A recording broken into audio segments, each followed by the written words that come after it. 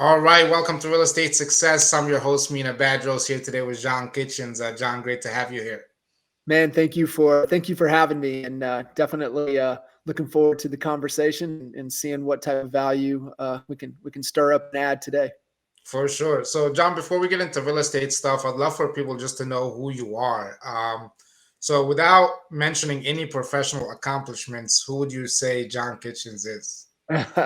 Man, I'm a coach's kid. I grew up, my dad was in the public school system for over 40 years, and it was all I knew. I grew up, in the locker room, grew up on, the basketball courts, out on the golf course.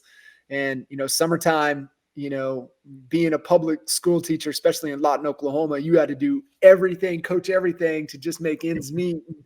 My dad, he was the guy that took care of the football fields during the summer and made sure everything stayed mowed and all the weeds were out and moved the water. And it, just that was my childhood growing up. And, if I wanted to spend time with him, I had to go, right. I had to get up and get in the truck and go with him. And it was amazing. And I think, for me, being just in that atmosphere of seeing coaches pour in and transforming and impacting, kids, was really, really, kind of powerful for me as one of that observing. And just, we were just chatting before, the new addition to the family, congratulations on, Thank you.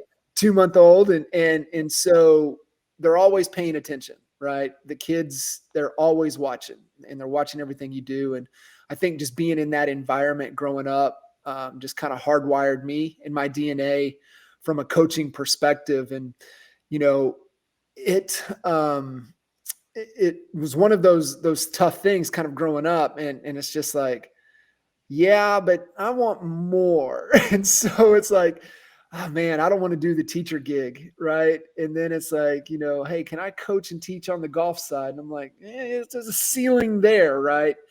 And so by default, fell into real estate like most people do. Right. Most people just default, they just kind of fall into real estate.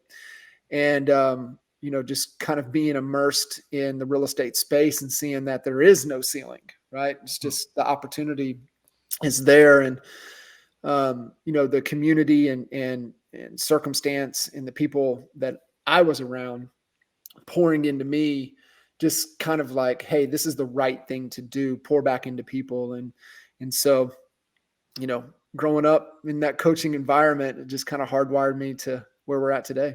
Awesome. So, how did you get your start in real estate? Yeah. So I was working for a couple buddies of mine, and serial entrepreneurs. It was fun. We would get in. I think during about the 4-year time period that I was working with them, we had gotten into and built up, got profitable, and sold four different businesses. Hmm. And it was the end of 2003, and I mean, he was best man, I was best man, been buddies since the summer of 7th grade. That's And cool. he's like, hey man, I think the bar around the corner's for sale. I think we should go look at it. And of course, like, we just sold the last thing that we were doing. Like, yeah, we can better figure something out. And so we got into the bar business in 2004, and 126 straight days later, I was like, this ain't gonna work. And I had at that time just had my second. I just had my daughter, so my That's cool. son was two, just like in like what kind of the situation you're in, 2 car seats. And my son was Right. 2, my daughter was born, and it was just leading down a path that wasn't for me. When you walk in, and I can know immediately how the night before went. Hmm. And when you walk over and you pour a crown on the rock at 8 o'clock in the morning, things need to change. And Yeah. so my my high school buddy, and we were actually first roommates in going into the 1 year of college that we went. Michael Reese knew that I was I was available. I was looking, I was making a move. And at the time, he was already in real estate and he was mentoring with this guy named Jay Kinder. And what's funny is that Jay and I are from the same small town. Actually, he grew up in a smaller town just outside of Lawton. And I had never met the guy, Hmm. but I knew him. And the reason I knew him is because I heard him on the radio every morning. I saw his billboards everywhere. I saw his signs everywhere. And I knew him through his branding and what he Right. had done in the market, the mind share that he had captured throughout the community. And my buddy came and said, "Hey, might have this opportunity for you," because he knew I told him I was leaving, and he said, "Call Reese." And so I called Mike, and Mike said, "Hey, here's what I want you to do."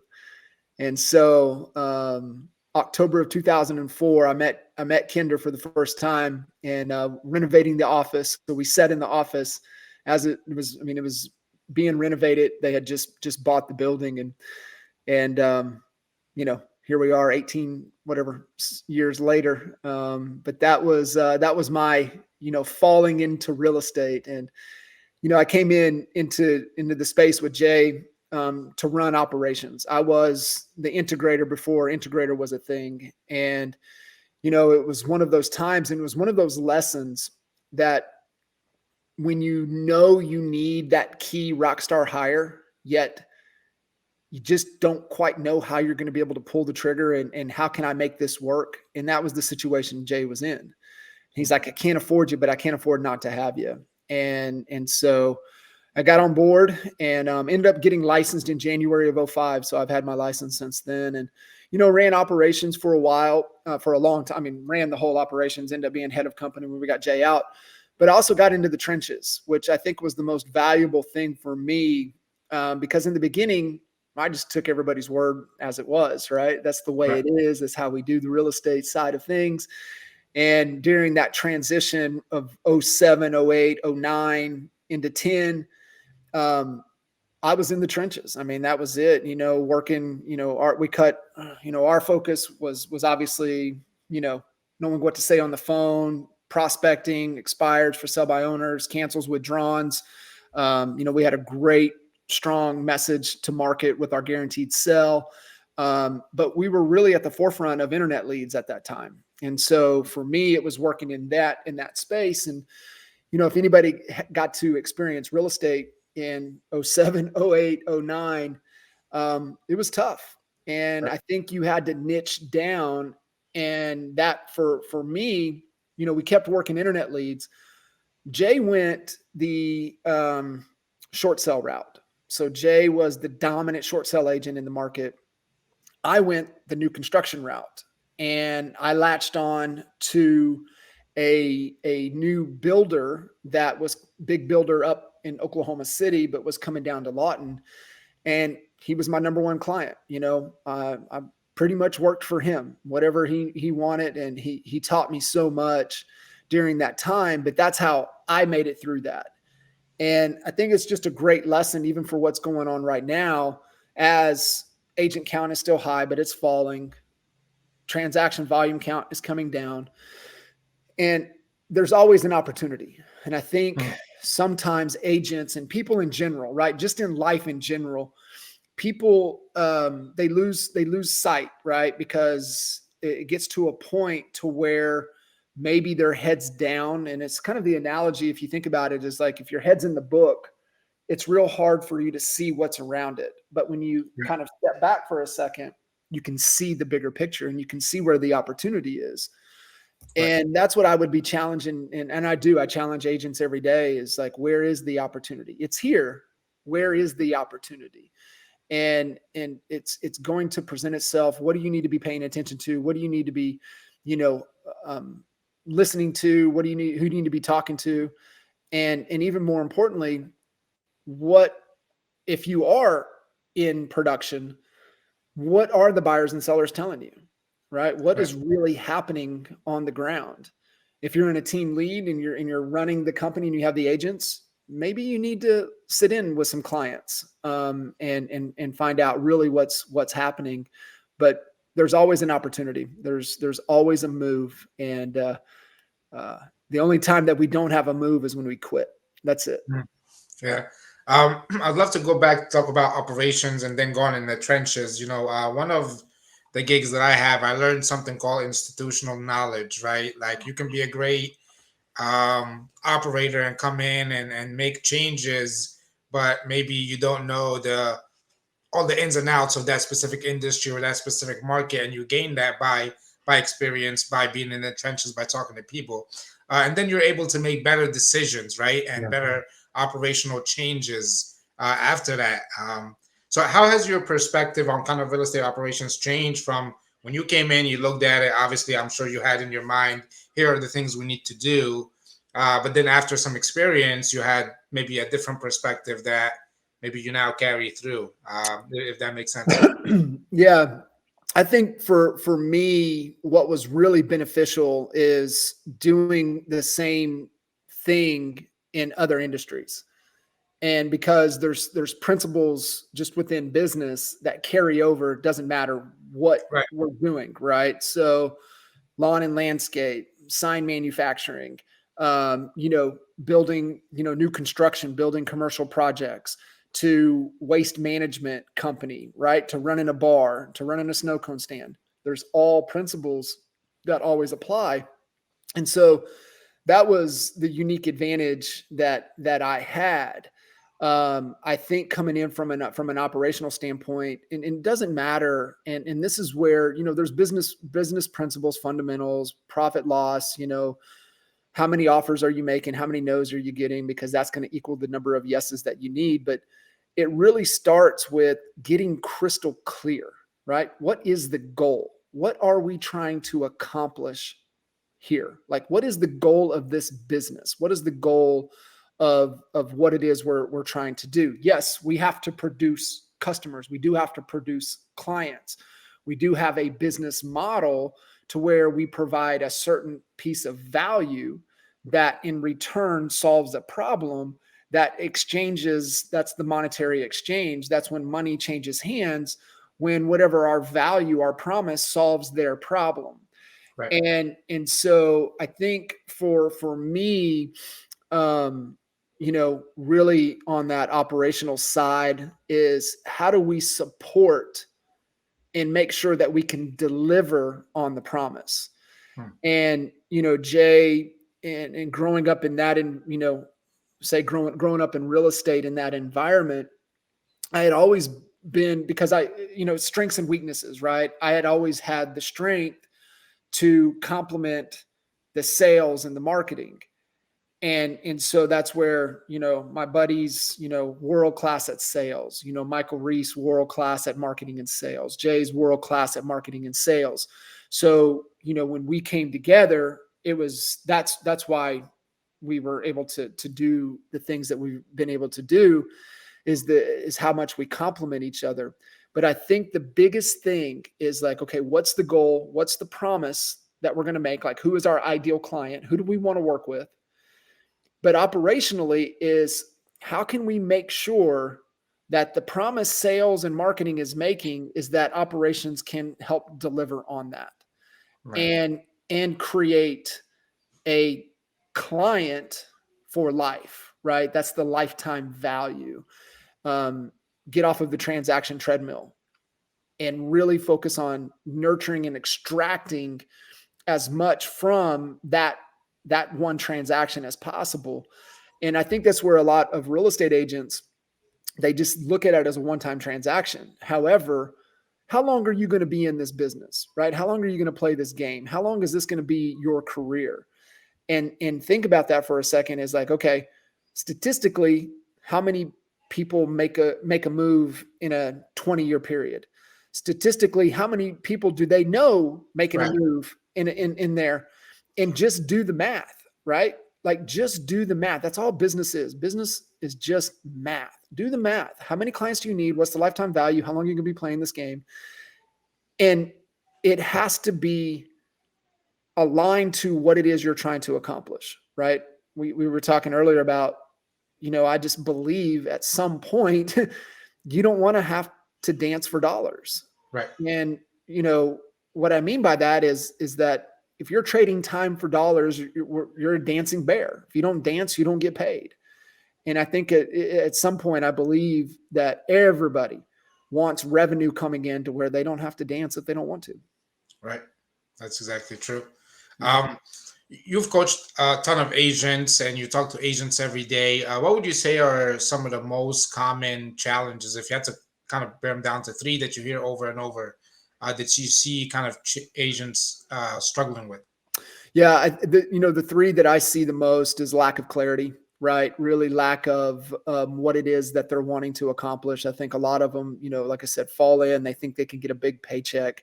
They think it's easy, right? But then, they get in, they understand it's hard. But what are we working towards? So getting crystal clear is number one. Number two is whatever your goal is, and I believe that moving in that known direction, everybody wants freedom, right? Right. Just like what we just talked about. Everybody wants freedom. And freedom is to do what you want, when you want, with whomever you want, wherever you want.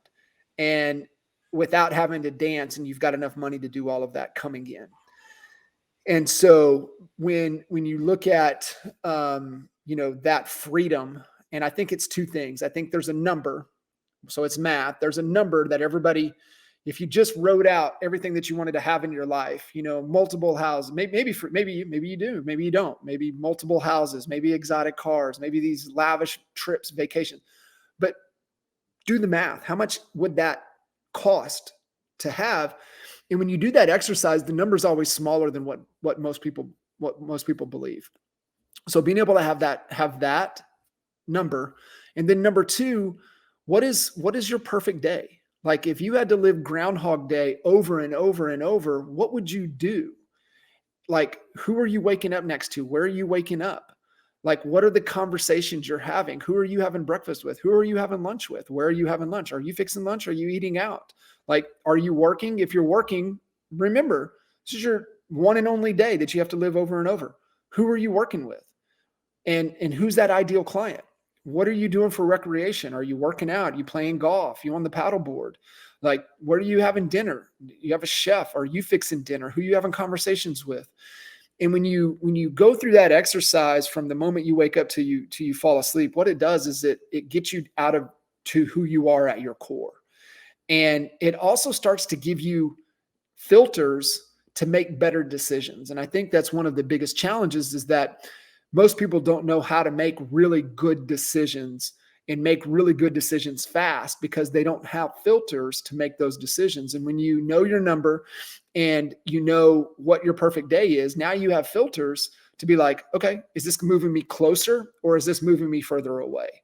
And you're like, okay, well, I want to design, and this is the second thing. I want to have a customized plan based upon what I am the world's best at, and within the current landscape and environment, the promise I want to make, the promise I want to keep, that's going to move me closer to my perfect day and to my financial freedom number. And now you have great decision-making filters, and you can just sit back and you'd be like, hey, is that going to move me closer or is that going to move me further away in this decision? And so that for me is that customized plan, right? So it's clarity, it's having a customized plan. And then the third part is, what's your process to build confidence? Because confidence I love that. is really where we build the momentum required to get this engine moving faster. And it all starts, one, when you have clarity and you have a plan that's customized to your goals. Now you have something to commit to. And it really starts with commitment. And I don't believe you commit and figure it out. I believe you figure out what it is, you reverse engineer, and you get down to, okay, is that something I'm willing to commit to? Now, we were just kind of chatting, and it's been a lot of work, and it's been a lot on the endurance side of things. So when I've only been running for about 6 years, and when I was getting ready to turn 40, I wanted to kind of challenge myself. And the reason was because I lost my mom when I was 11, and it was she was 2 months shy of her 40th birthday. And so when I was getting ready to turn 40, I was like, I really want to do something that gets me out of my comfort zone to really challenge me. And at that time, the most I had run was maybe, I think I had done a couple of the fun 5Ks. It's you run and drink some beers and stuff, and just it's not anything too crazy. Right. And so I went the marathon route, ran the marathon, and had a great experience. We did New York City Marathon, so it's really about the experience. For me, I'm not fast; I'm slow as a turtle. So it's just more for me. It's about the experience. And I remember we were at a conference, and Jesse Itzler was speaking. It was the first time I ever heard Jesse. Had obviously gone through living with a SEAL, but this is the first time I ever heard him. And he's world class from the stage, probably one of the best speakers from stage. And he said, one of the worst things for us to do as human beings is accomplish a big feat for ourselves and not immediately reset the goal.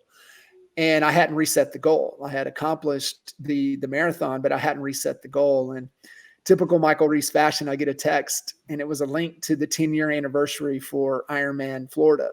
And I'm like, what the heck is Ironman? Like, Mike, are you doing this? Of course, crickets. He doesn't respond. And I said, okay, what is Ironman? And so I start to unpack it, and I was like, 2.4 miles in the water. I'm like, bro, only time I get in the water is like, you turn the life jacket upside down, and I got a beer in my hand. And then it's like 112 miles on the bike. And I'm like, man, I haven't been on a bike since I was like 14 and a half, 15. Right. But then I knew, I was like, okay, well, I know what the marathon is. I've done that. So I can get my head around that. And then I started to look and unpack it. And this is where a lot of people mess up, because they don't break it apart and taking it down to the week. And it's like, how many hours do I have to allocate in a week to accomplish this goal? And Right. figured out the hours. And then I looked at the calendar, and I looked at the family and the supporting cast and my other obligations. And I said, is this possible to commit this amount of time to this? And, getting feedback and support. And the answer was yes. Then I was ready to commit. And I think that's that applies as whatever endurance, but it applies to business. It applies to everything that we do. And what it is like, are you willing to do those things every week that it's required to accomplish the goals that you have for your business and for your life? So it starts with commitment. The second thing is it's courage. You got to have courage. My favorite author is Ryan Holiday. Obstacle is the way, ego is the enemy. And he's he's talking through some of the Stoic virtues right now. And one of his books was that just came out was Courage, but the most recent one was Discipline is Destiny. And he said, courage is essentially putting your ass on the line. Like, I'm putting it out there. I'm going to do it. Discipline is what keeps you in line. So having the courage, once you commit, having the courage to just take action. And then we're going to have to learn things along the way, right? That's like what we were talking about. One of the biggest voids in the real estate space right now is the lack of sales skills, basic conversations of, right, how to lead a conversation to a desired outcome and knowing what to say. And so you have to develop that. But when you start developing that, you start to get those little wins. And I love Tim Grover's definition of what he talks about when he talks about confidence. He said there's only one distinction between arrogant people and confident people. And of course, him coaching MJ and Kobe and Dwayne, and they all said, his question is, were they arrogant? Do you think Kobe was arrogant, or do you think Kobe was confident?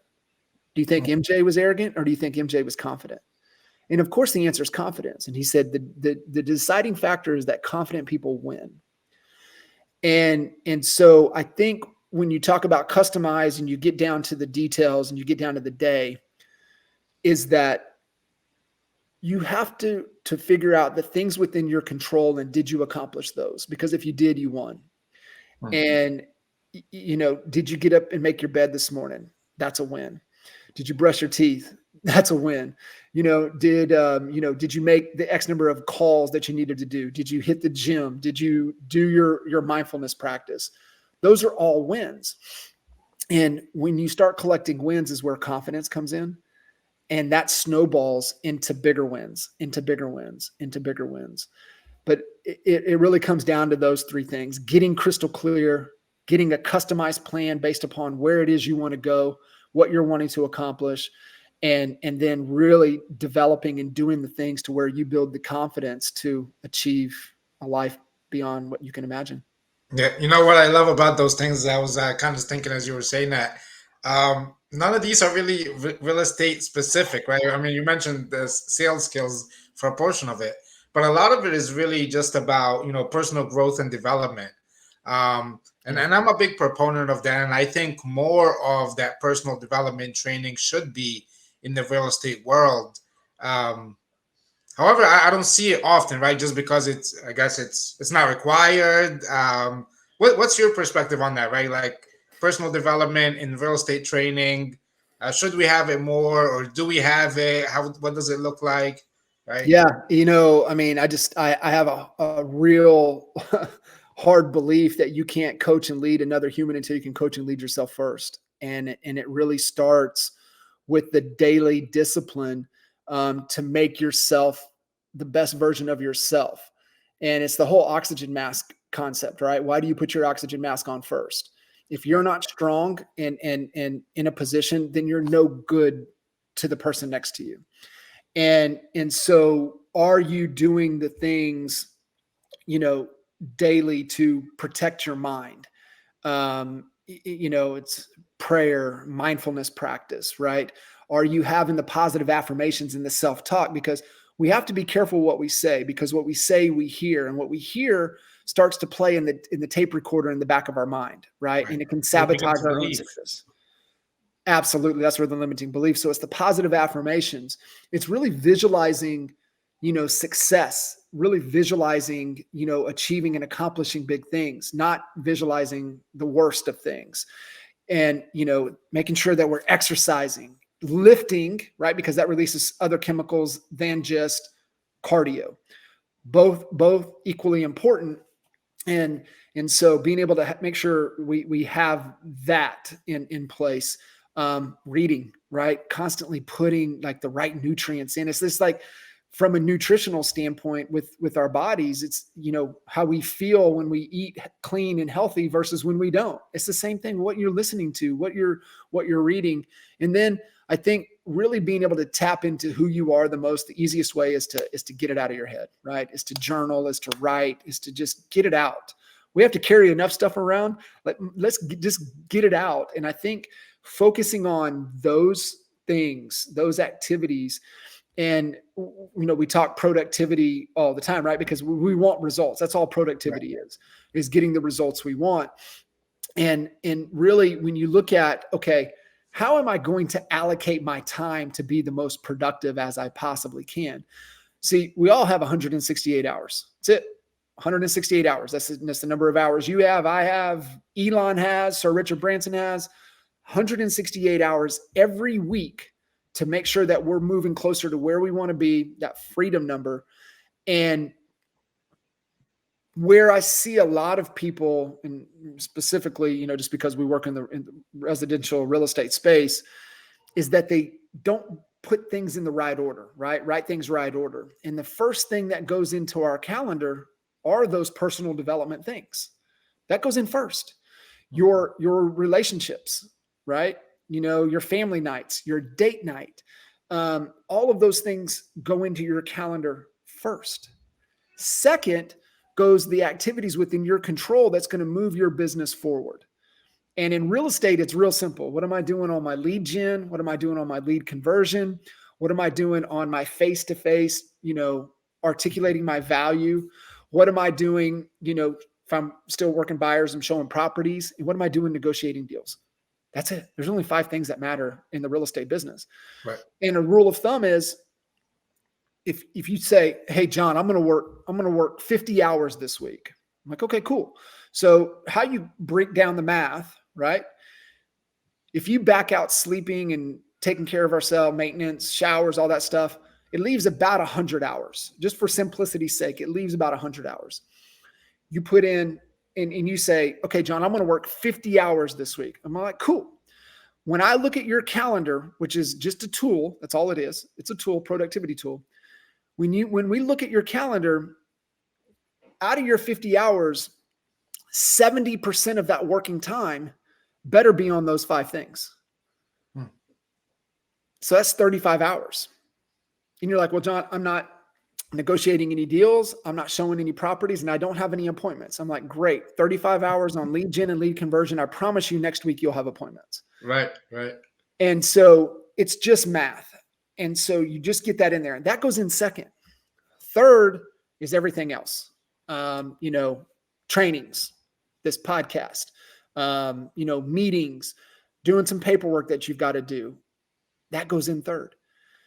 And then you start to look for the red flags. And the red flags are those number one things aren't getting done, right? The personal development things aren't getting done. The things to make you the best version of you, family nights are being missed. Date nights are being missed.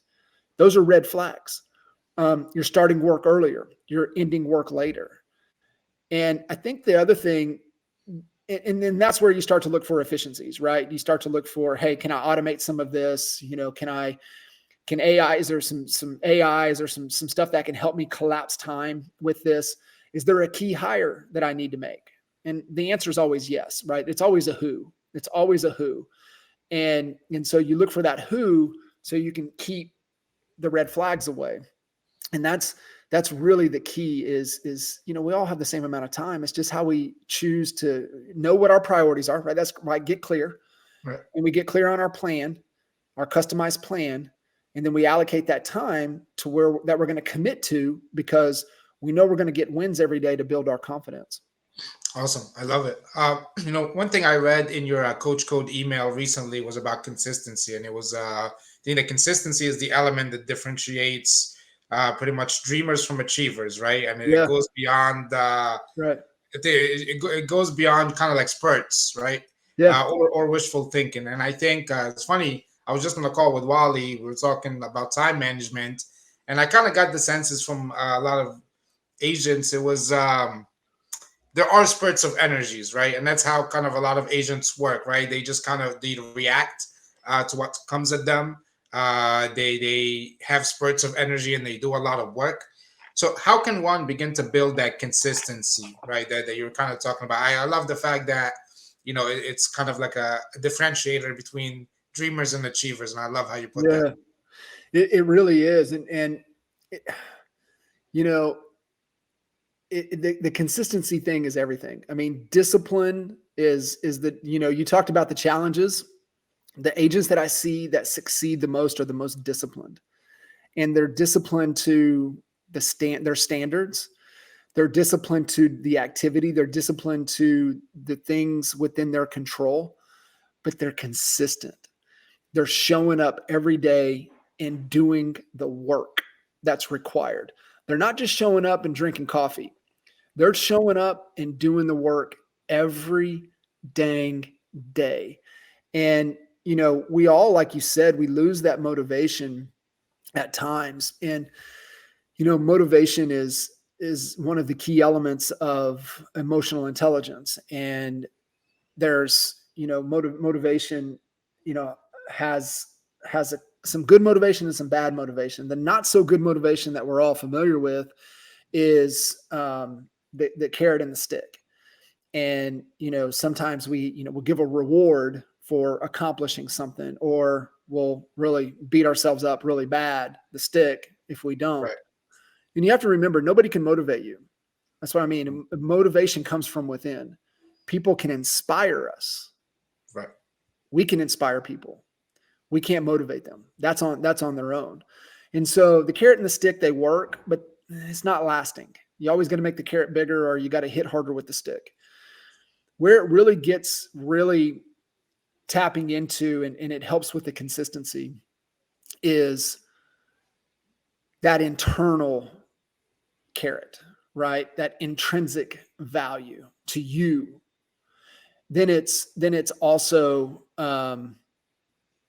is this fun? Right? Hmm. Am I having fun? And the other thing is, do I love it? If I don't love it, I'm not having fun, it doesn't speak to who I am, then go do something else. Go find something that does. I mean, you would be like the amount of people that I've coached out of real estate, like you have no business doing this. This is you hate it. You Interesting. wake up every day hating it. I think that's key. Those three things, finding those three things helps with consistency. The other is, I believe it's both. I believe one that we all have somebody we're trying to make proud, Hmm. and that's sustainable energy. That's sustainable. That can burn for a long time. And most of the time for us, it's that primary person that raised us, or maybe we didn't get the attention from them that we wanted, father, mother, grandmother, type of figure in our life. It could change through time. Could be a key mentor. Could be somebody that had a really tremendous impact on your life. And then the other is short-term bursts of energy, and it's somebody you want to prove wrong. And I think it takes both. I think you need that one that's that long burning sustainable energy. And then I believe at times we need that shot of adrenaline.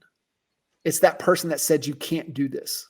It's that person that just says you'll never do that, right? And it's like, really? Hold my beer, watch. And so I believe it takes both. And it's a combination of things. But what we're all talking about right here, this is all personal development. This Right. is all pouring in, knowing you, who you are. You're the best in the world at. What drives you? That's the customization, right? Getting clear, having a customized plan based upon who you are, what you want to accomplish, leads to things that you don't even believe is possible. Like I never thought I could go 26 miles, let alone go 100 miles, right? Plus So the biking and the swimming. plus the biking, the swimming. So it's getting clear, knowing how come you want to do that, having that internal drive, surrounding yourself with great coaches, great mentors that have a great plan to help you get there. That's customized based upon what you want to achieve, not what they tell you you should want to achieve. And how do you build your confidence? I think those are the key things to finding success and finding happiness. Awesome. Well, I love it, John. I don't want to take much of your time, so we're going to stop recording in a second. But I want to ask you just one quick question, and you might have already went over it. You probably in the back of your mind, you're like, "Man, I wish more people would do this one thing." Right? What would that one thing be?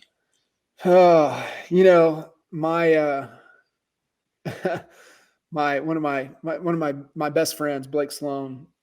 He introduced me to this incredible guy named Mike Tuttle, and Mike has this life mantra, and his whole mantra really revolves around live the life you want to live, Hmm. be kind, do epic shit with epic people, don't apologize to anybody about it. And he shared that with me about 2 years ago. And, you talk about decision making filters and how do we make better decisions? I think if you make a decision around, am I living the life I want to live? Am I being kind? Am I going to do epic shit with epic people? And am I making sure I'm not apologizing to anybody about it? I think you'll live a pretty good life. That's awesome. I love it. Definitely a great mantra to take. John, thank you so much Thank you, once bud. again. I'm sure people are going to get a lot out of this. So Awesome. thanks. Thank you.